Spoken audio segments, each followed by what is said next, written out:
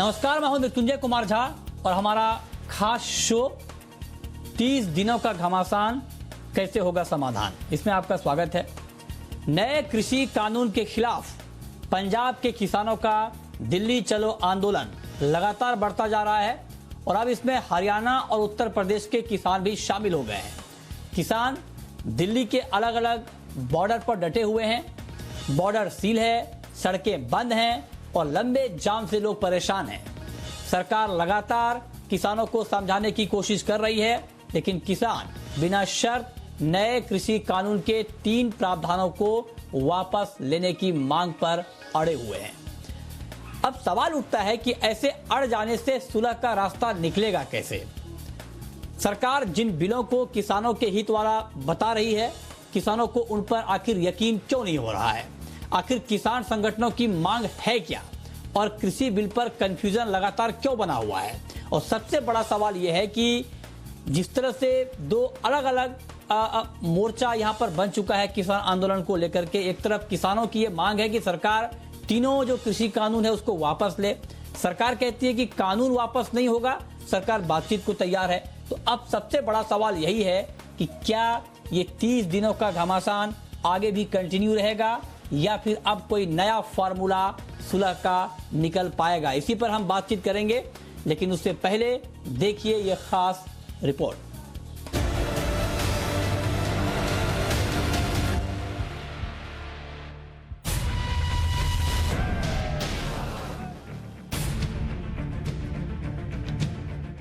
तीन कृषि कानूनों को वापस लेने की मांग पर अड़े किसान 1 महीने से सड़कों पर हैं। कड़ाके की सर्दी भी खुले आसमान के नीचे सोने को मजबूर किसानों का हौसला नहीं हिला पाई है। किसान आंदोलन खत्म करने को तैयार नहीं, लेकिन सरकार किसानों से संवाद कर उन्हें समझाने का कोई मौका नहीं छोड़ रही है। अटल जयंती के मौके पर भी प्रधानमंत्री नरेंद्र मोदी ने किसान पंचायत लगाई। उन्होंने 9 करोड़ किसानों के खातों में किसान सम्मान निधि के 18,000 करोड़ रुपए ट्रांसफर किए और फिर किसानों से बात की। इस दौरान पीएम मोदी ने कृषि कानून के फायदे गिनाए तो एमएसपी खत्म होने और किसानों की जमीन छीनने की बातों से साफ इनकार किया। किसी परेशानी की वजह से किसान की उपज अच्छी नहीं होती या फिर बर्बाद हो जाती है तो भी, ये याद रखिए, तो भी जिसने एग्रीमेंट किया है उसको, किसान को उपज का जो दाम निर्धारित हुआ था वो उसको देना ही पड़ेगा। एग्रीमेंट करने वाला अपने एग्रीमेंट को अपनी मर्जी से खत्म नहीं कर सकता है। ये पहली बार नहीं जब प्रधानमंत्री ने आंदोलन कर रहे किसानों की शंकाएं दूर करने की कोशिश की है। इससे पहले भी वो 3 बार कृषि कानूनों पर फैलाए जा रहे भ्रम दूर कर चुके हैं, लेकिन किसान टस से मस नहीं हो रहे। इससे पहले किसानों ने सरकार की तरफ से भेजी गई उस चिट्ठी का भी विरोध किया जिसमें उन्होंने बातचीत का दिन और वक्त तय करने को कहा था। सरकार ने किसानों को लिखा था कि वो किसानों के हर मुद्दे को हल करने के लिए गंभीर है। सरकार ने यह भी साफ किया कि एमएसपी से जुड़ी कोई भी नई मांग जो नए कृषि कानूनों के दायरे से बाहर है उसे बातचीत में शामिल करने के खिलाफ है। हालांकि सरकार ने एक बार फिर किसानों की समस्याओं का तर्कों के साथ समाधान करने की बात दोहराई। साथ ही एमएसपी खत्म न करने का लिखित आश्वासन देने की बात कही। सरकार ने विद्युत संशोधन अधिनियम और पराली से जुड़े अध्यादेश पर भी बात करने की बात लिखी, लेकिन किसानों ने सरकार का न्योता ठुकरा दिया और कहा कि सरकार नया एजेंडा लाए तभी बात होगी। दरअसल बीते वक्त के साथ किसानों की मांगें बदल रही हैं। 3 दिसंबर से किसान संगठनों और सरकार के बीच जब वार्ता शुरू हुई थी तब आवश्यक वस्तु अधिनियम को मुद्दा नहीं बनाया गया था और न ही इसमें संशोधन की मांग की गई थी। ये मुद्दा बाद में जोड़ा गया। पहले कृषि सुधार कानून से किसानों को डर था कि नया कानून लागू होने के बाद मंडियां कमजोर होकर धीरे धीरे खत्म हो जाएंगी। नए कानून से कॉरपोरेट की मनमानियां शुरू होंगी और किसान अपनी ही जमीनों पर मजदूर बन जाएंगे। किसानों को डर था कि उनकी फसलों की एमएसपी से कम पर खरीद होगी, जिससे एमएसपी खरीद सिस्टम खत्म हो जाएगा। लेकिन इन सभी मुद्दों पर सरकार अपना पक्ष साफ कर चुकी है। सरकार लगातार कह रही है कि ना एमएसपी खत्म होगी और न ही किसानों की जमीन छीनी जाएंगी, बल्कि इससे तो खेती फायदे का सौदा बन जाएगी और किसानों की आय दोगुनी होगी। प्रधानमंत्री मोदी ने भी एक बार फिर किसानों का भ्रम दूर करने की कोशिश की। सरकार और किसानों के बीच जारी खींचतान के बीच सियासत भी चरम पर है। कांग्रेस इस मुद्दे का फायदा उठाने की कोशिश कर रही है, दूसरी पार्टियां भी किसान हितैषी दिखाने की भरसक कोशिश कर रही हैं, तो किसान अब नई मांगों के साथ सरकार के सामने हैं। ऐसे में कृषि कानूनों पर किसानों और सरकार के बीच मतभेद कब खत्म होंगे, इसकी राह पूरा देश देख रहा है। ब्यूरो रिपोर्ट, जी मीडिया।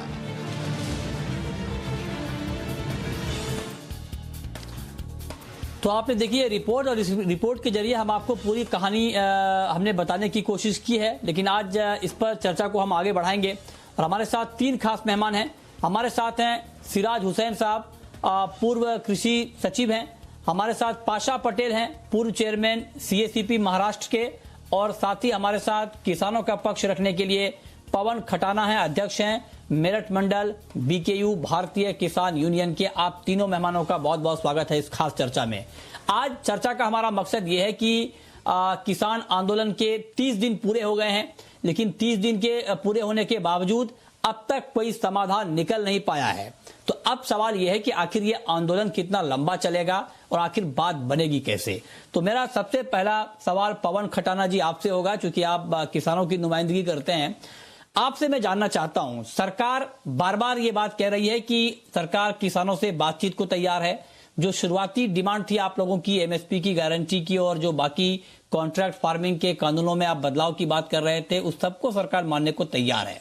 इसके बावजूद आप लोग आखिर इस मांग पर क्यों अड़े हुए हैं कि जो कृषि कानून है उसको पूरी तरह से वापस ले लिया जाए? आप लोगों की जो शुरुआती मांग थी, जब सरकार उसको मानने को तैयार है तो फिर आंदोलन कंटिन्यू क्यों?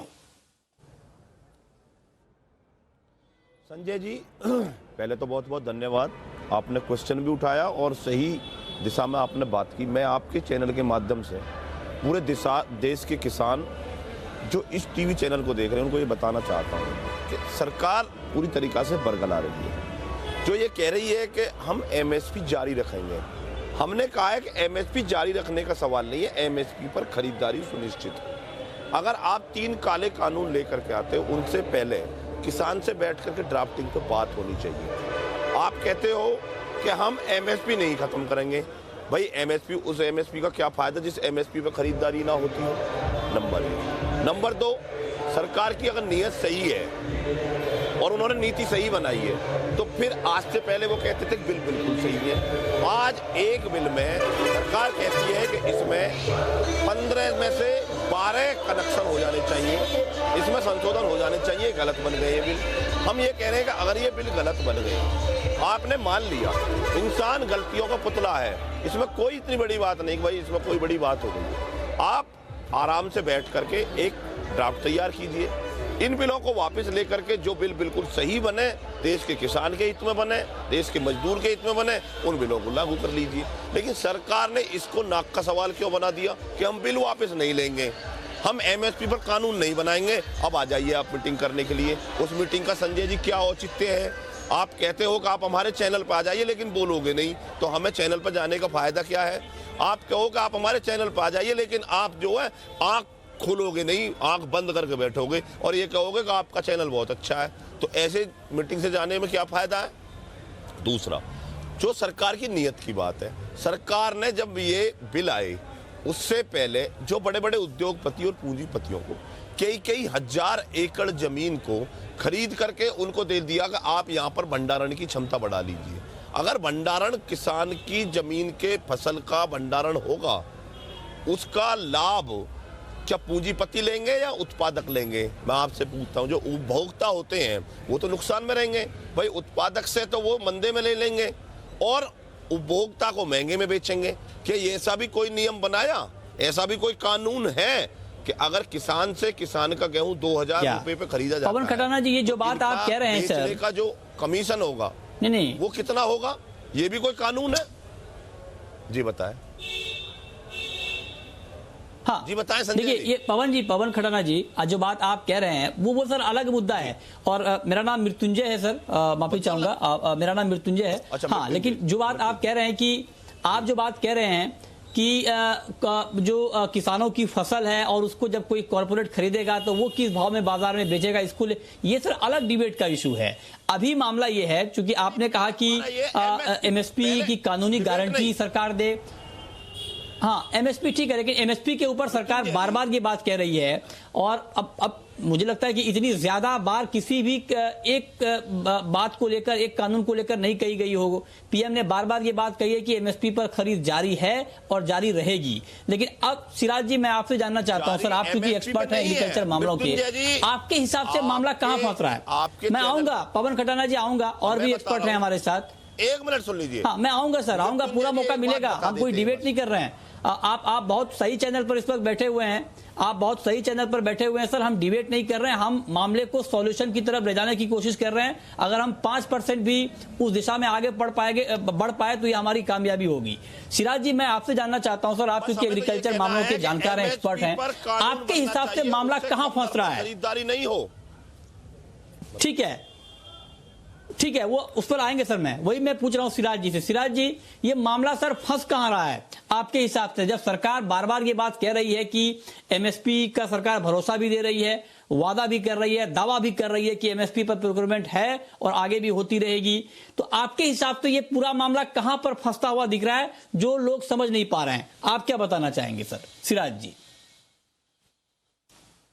देखिए, ऐसा है कि पूरे देश के अलग अलग राज्यों में कृषि की अलग अलग स्थिति है। तो मैं ये समझता हूं कि ये बहुत चंद अल्फाज में बताना कि मामला कहां फंस रहा है, ये बहुत मुश्किल काम है और ये नाइंसाफी भी होगी। जहां तक पंजाब और हरियाणा का सवाल है, वहां पर कृषि बिल्कुल डाइवर्सिफाइड नहीं है। ज्यादातर गेहूं और धान उगाया जाता है और उसको सरकार एमएसपी पर खरीदती है। तो जाहिर है कि पंजाब और हरियाणा के किसानों को ये डर है कि अगर मंडी की व्यवस्था कमजोर हो जाएगी, उनको लग रहा है कि कमजोर हो जाएगी, तो हो सकता है कि आगे आने वाले कुछ सालों में एमएसपी पर सरकार का प्रोक्योरमेंट भी कम हो जाए। और इस तरह की रिकमेंडेशंस मुख्तलिफ कमेटियों ने की है, ये उनको डर है।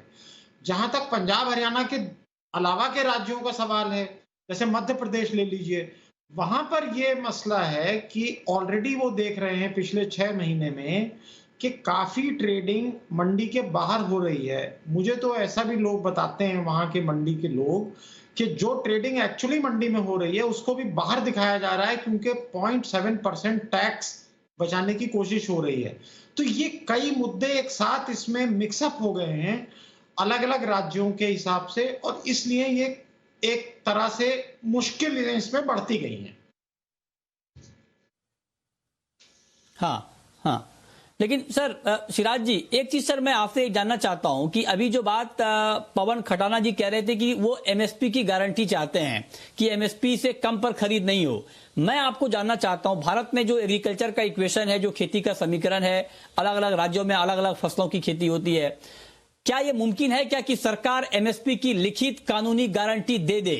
क्या यह संभव है क्या, या सिर्फ ये मांग कर देना और इसको लेकर के कोई बड़ा मुद्दा? मैं फैक्ट जानना चाह रहा हूं सर कि क्या 22 फसलों को एमएसपी पर पूरा प्रोक्योरमेंट कर पाना सरकार के लिए संभव है क्या? और अगर सरकार एमएसपी की गारंटी देगी तो सिर्फ 22 फसलों की क्यों? फल सब्जियों की क्यों नहीं? दूध की क्यों नहीं? मछली की क्यों नहीं? वो भी तो किसान खेती करते हैं। तो यह मुमकिन है क्या कि एमएसपी को कानूनी जामा पहना दिया जाए? सिराज जी, मैं समझता हूं ये बहुत मुश्किल है और सरकार ऐसा कोई कानून नहीं बना सकती है। लेकिन जरा सा आप खटाना साहब की बात भी समझने की कोशिश करें। अगर हम पश्चिमी उत्तर प्रदेश में बैठे हैं, महाराष्ट्र में बैठे हैं, हम अपना गन्ना एफआरपी पर बेच रहे हैं, तो आखिर सरकार ने गन्ने के लिए कानून बनाया है ना कि कोई भी प्राइवेट मिल एफआरपी या एसएपी से नीचे गन्ना नहीं खरीदेगी। क्या गेहूं और चावल को हम जिस तरह से एमएसपी से हटाने का एक संस्तुति मुख्तलिफ कमेटियों ने की है, क्या हम गन्ने पे भी उसको लागू करना चाहते हैं? तो ये असल में मुद्दा ये है मृत्युंजय कि किसान ये चाहते हैं, और ये बात उनकी वाजिब है किसी हद तक, वो ये चाहते हैं कि ये जो फ्लक्चुएशन होता है ऊपर नीचे इतना प्राइसेस चले जाते हैं। आप देखिए इस साल जो फसल आ रही है, आलू के प्राइसेस रॉक बॉटम होने वाले हैं। तो इससे कैसे बचा जाए, किसानों का सबसे बड़ा मुद्दा ये है। हाँ, नहीं, ये बात आपने बिल्कुल ठीक कही सर। इस पर मैं आगे आपसे और सवाल पूछूंगा। और ये मसला है, और ये मसला मुझे नहीं लगता कि ये सिर्फ एमएसपी से हल हो जाएगा। अगर एमएसपी की गारंटी सरकार दे भी देती है तो 100% क्रॉप को सरकार खरीद लेगी, ये मुमकिन नहीं है। या सरकार बाजार को इस बात को लेकर के फोर्स करे ट्रेडर को कि आपको फसलें एमएसपी के ऊपर ही खरीदनी होंगी, तो ये भी मुमकिन नहीं होगा। इसके ऊपर मैं आगे आऊंगा सर आपके पास। लेकिन पाशा पटेल जी, देखिए आप चूंकि सीएसीपी महाराष्ट्र के चेयरमैन रह चुके हैं, आपने कई बार सरकार को रिकमेंडेशन दिया है फसलों के प्राइस को लेकर के।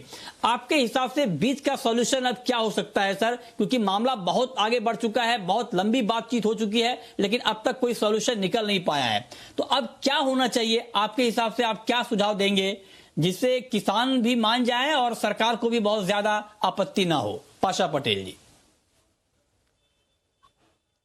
देखिए, महाराष्ट्र में देवेंद्र फडणवीस जी की जब सरकार थी तो महाराष्ट्र में एक कानून ऐसे है कि एमएसपी से कम पैसे में माल खरीद नहीं करना चाहिए। तो इस कानून को थोड़ा प्रेशर देके महाराष्ट्र में उसको एक अलग रूप दिया गया कि अगर कोई एमएसपी से व्यापारी अनाज कम पैसे में खरीदी करेगा तो उसको 1 लाख रुपये मुझे 50,000 रुपये दंड और 1 साल की सजा। जब इसके ऊपर प्रेशर दिया गया तो सारे मार्केट कमेटी महाराष्ट्र में बंद हो गए और एक महीना मार्केट कमेटी बंद होने की वजह से ये डिसीजन को थोड़ा रोकना पड़ा। अब सब्जेक्ट ऐसा है कि इसमें सरकार और ये आंदोलन, ये दोनों, किसान का आंदोलन और सरकार की भूमिका, ये दो चीज पे अगर हम देखेंगे तो मुझे लगता है कि ये जो किसान दिल्ली आए हैं ना, तो जब ये घर से निकले थे तब एक ही 1 पॉइंट प्रोग्राम पे निकले थे। उनका ये कहना था कि हमको एमएसपी का लिखित चाहिए, एमएसपी हमको कंपलसरी करके चाहिए। बात ऐसी है कि वो घर से निकले, दिल्ली तक आए 1 पॉइंट प्रोग्राम के लिए। अब वो दिल्ली में आके बैठने के बाद बोल रहे ये तीनों विधेयक वापिस लो। 55 साल के बाद पहली बार मार्केटिंग में भारत में किसानों के लिए ये 3 कानून लाए गए हैं।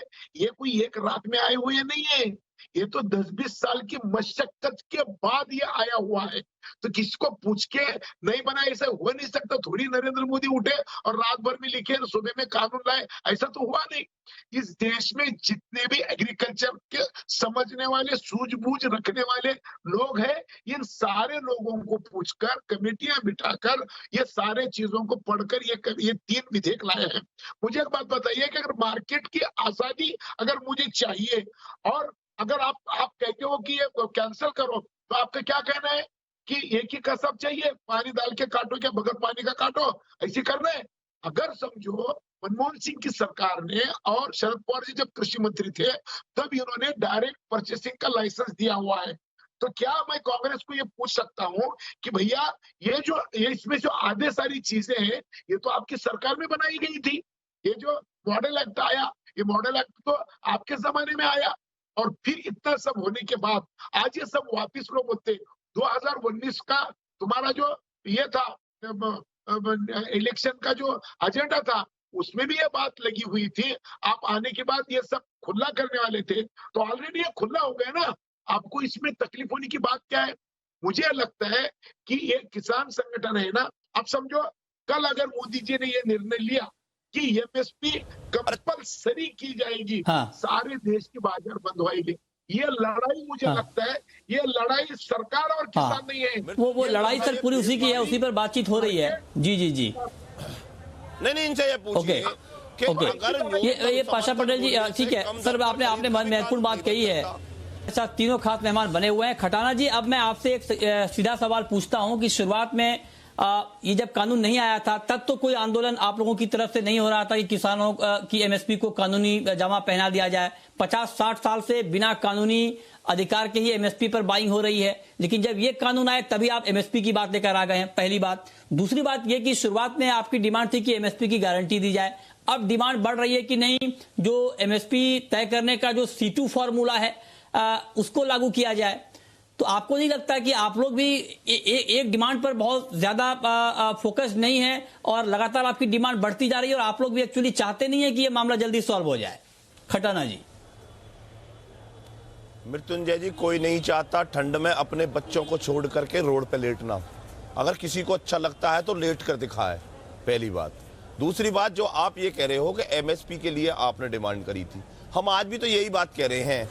अगर देखो, जो भी ये कह रहे हैं कि एमएसपी जारी रहेगी और एमएसपी पे खरीदारी जारी नहीं होगी, उस एमएसपी का जारी होने का फायदा क्या? आप एक तो ये बता दो मुझे कि अगर कोई भी व्यापारी एमएसपी पे खरीदने के लिए तैयार नहीं, कंपटीशन किस चीज का होगा? कंपटीशन जब होगा जब ये फाइनल हो जाएगा कि आप इससे नीचे नहीं खरीदोगे, ऊपर खरीदिए, तभी तो हमें लाभ मिलेगा, या उससे पहले हमें लाभ मिल जाएगा। दूसरी बात, आप जो ये कह रहे हो कि अब से पहले क्यों नहीं किया गया? जब ये कानून लाए जाते हैं, वो कानून किसको लाभ देने के लिए लाए जाते हैं? वो कानून क्या किसान को लाभ देने के लिए लाए गए हैं?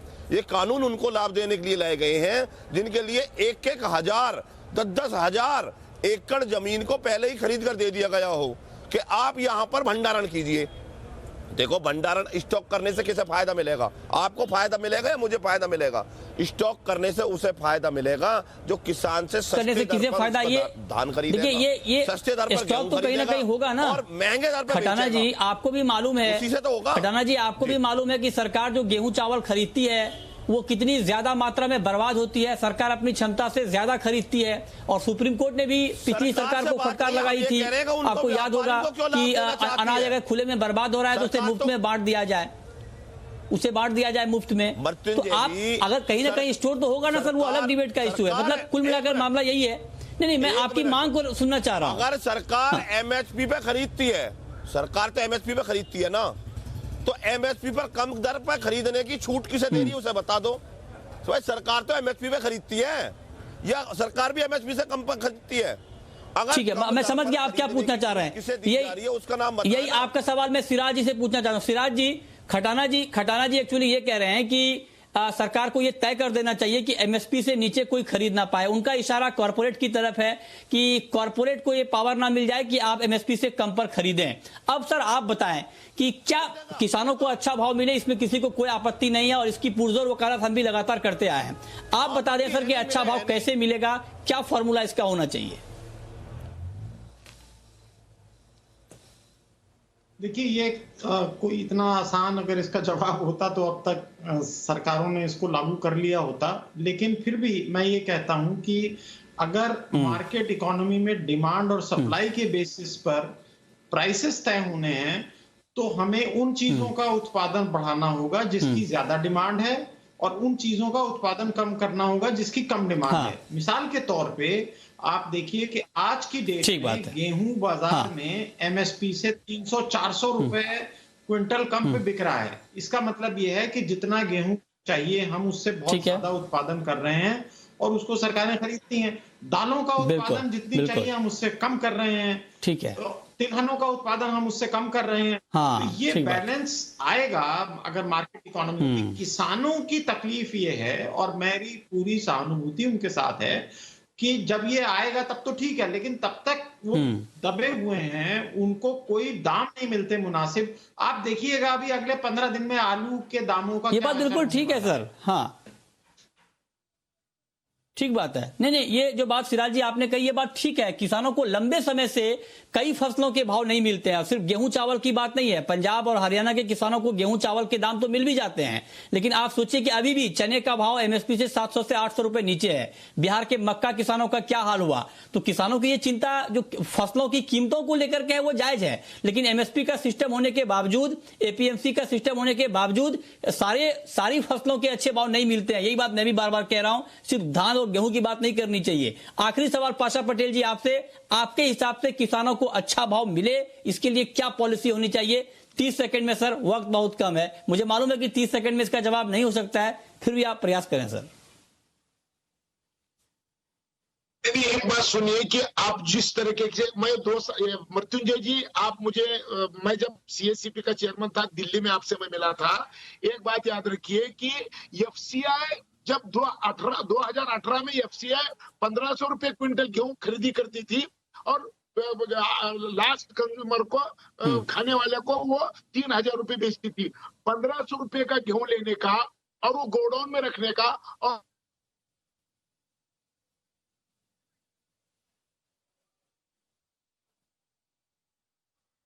जी जी जी, चलिए बहुत बहुत शुक्रिया पाशा पटेल जी आपका, सिराज जी आपका और खटाना जी आपका हमारे साथ इस खास चर्चा में जुड़ने के लिए, इस पर बात करने के लिए। देखिए हमारा मकसद भी बिल्कुल साफ है, हम ये बिल्कुल नहीं चाहते कि किसानों को अच्छा भाव नहीं मिले। हमारी ये पूरी कोशिश, और जी बिजनेस एक जिम्मेदार बिजनेस चैनल होने के नाते हम लगातार इस बात को कहते हैं कि किसानों को अच्छा भाव मिले, लेकिन बीच का रास्ता हो क्या सिर्फ राजनीति से काम हो जाएगा? क्या सिर्फ ऐसे एक लोक लुभावन नारा लगा देने से क्या काम हो जाएगा? हम भी फैक्ट की बात करते हैं, और फैक्ट यही है कि एमएसपी की कानूनी गारंटी देना उतना आसान नहीं है। बीच का कुछ और रास्ता निकालना पड़ेगा किसानों को अच्छा भाव दिलाने के लिए। बहुत बहुत शुक्रिया।